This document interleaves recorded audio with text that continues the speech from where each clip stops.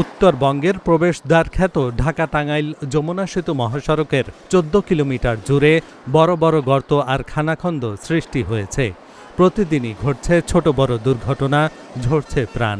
প্রতিদিন প্রায় ১৮ থেকে ২২ হাজার যানবাহন যাত্রীদের জীবনের ঝুঁকি নিয়ে চলছে এই ঢাকা-টাঙ্গাইল যমুনা সেতু মহাসড়কে। সাসেক ২ প্রকল্পের আওতায় ২০২১ সালের ডিসেম্বরে দরপত্রের মাধ্যমে মহাসড়ক উন্নয়ন কাজ পায় আব্দুল মোমেন লিমিটেড। প্রায় ৬০০ কোটি টাকা ব্যয়ে ২০২২ সালের মার্চে শুরু হওয়া এলেঙ্গা যমুনা সেতু মহাসড়কের উন্নয়ন কাজ এখনও শেষ হয়নি। ধীরগতির কাজের মধ্যে উত্তরবঙ্গমুখী লেনের কাজ প্রায় শেষ হলেও ঢাকামুখী লেন পড়ে আছে অযত্নে। দীর্ঘদিন সংস্কার না হওয়ায় সড়ক জুড়ে বড় বড় গর্ত সৃষ্টি হয়েছে।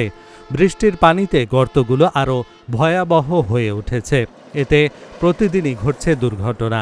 যমুনা সেতু পূর্বটোল প্লাজা থেকে এলেঙ্গা পর্যন্ত অংশটি এখন মরণ ফাঁদে পরিণত হয়েছে।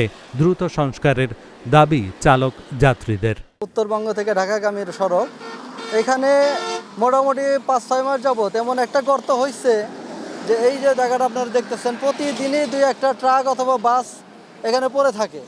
তো মাঝখানে কিছুদিন ২ দিন সংস্কার করলো, কি সংস্কার করছে সে আগের মতো একটা অবস্থা। আসলে এই রাস্তাটার যে অবস্থা তাতে যাত্রীদের অনেক দুর্ভোগ হয়। মাঝে মধ্যে দেখা যায় গাড়ি পড়ে যাওয়ার কারণে যানজট হয়, আর অ্যাক্সিডেন্টের প্রবণতাও এখানে বেশি।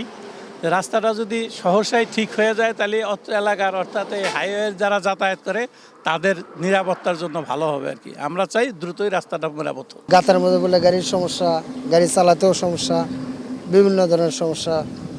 মেরামত চাইতো সবাই, মেরামত হলে গাড়ি চালাতে সুবিধা হবে বা জনগণেরও সুবিধা হবে। যে পরিস্থিতি খুবই খারাপ, এই হাতিয়া এই ব্রিজের গাড়িতে 4টা গাড়ি পড়ে গেছে গা।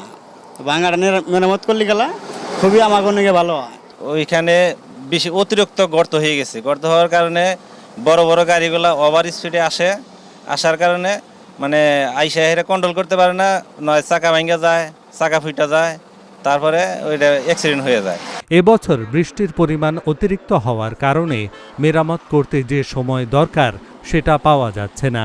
বর্ষার পরে পুরো রাস্তার কাজটা নতুন করে করতে পারবেন বললেন নির্বাহী প্রকৌশলী। প্রোগ্রাম অনুসারে কাজ করা হচ্ছে।